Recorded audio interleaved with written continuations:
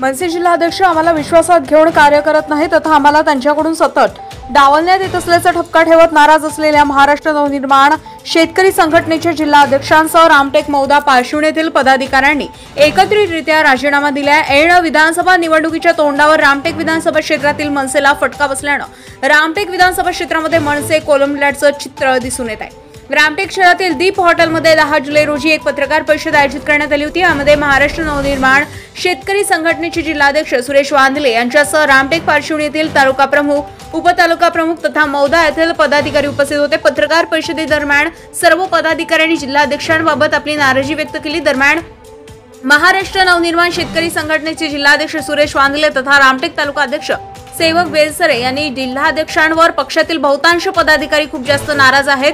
जिल्हाध्यक्षांची कार्यपद्धती सर्वांना विचारात घेण्याची नसून पदाधिकाऱ्यांना सतत डावलण्याची असल्यानं त्यांचे नेतृत्व आम्हास पटण्यासारखं नाही व त्यांच्या नेतृत्वात कार्य करणे आम्हा सगळ्यांना कठीण होत असल्याचं सांगितले। तसेच या प्रकरणाबाबत आम्ही पक्षश्रेष्ठींना वारंवार सांगितल्यावरही ते दुर्लक्ष करत असल्यानं शेवटी हताश होऊन आम्ही हे टोकाचे पाऊल उचलले असल्याचं सांगत आम्ही सर्व पदाधिकारी एकत्रितरित्या आपापले राजीनामे जिल्हाध्यक्षांच्या रागावर दिले असल्याचं स्पष्ट केलंय। पत्रकार परिषदेत महाराष्ट्र नवनिर्माण शेतकरी सेनेचे जिल्हाध्यक्ष सुरेश वांदिले, रामटेक तालुका अध्यक्ष सेवक बेलसरे, प्रफुल्ल पुस्तेकर, मनोज पालिवार, बजरंग काटोले, विनायक महाजन, अमित बादुले, प्रदीप मनगडे, शेखर केळवदे, कुंदन राऊत, शुभम दौलतकर, अनिवेश देशमुख, अनिल मुलमुले आदी पदाधिकारी तथा कार्यकर्ते उपस्थित होते।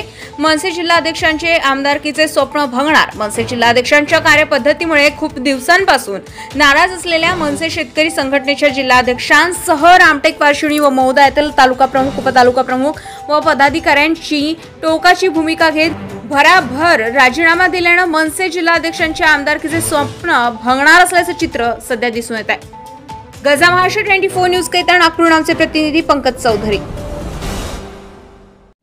ताज्या घडामोडी आणि बातम्या जाणून घेण्यासाठी गरजा महाराष्ट्र 24 न्यूज या आपल्या YouTube चॅनलला सबस्क्राइब करा आणि बेल आयकॉन दाबायला विसरू नका, जेणेकरून आपला व्हिडिओ आल्याची ताजी खबर तुम्हाला ताबडतोब मिळेल।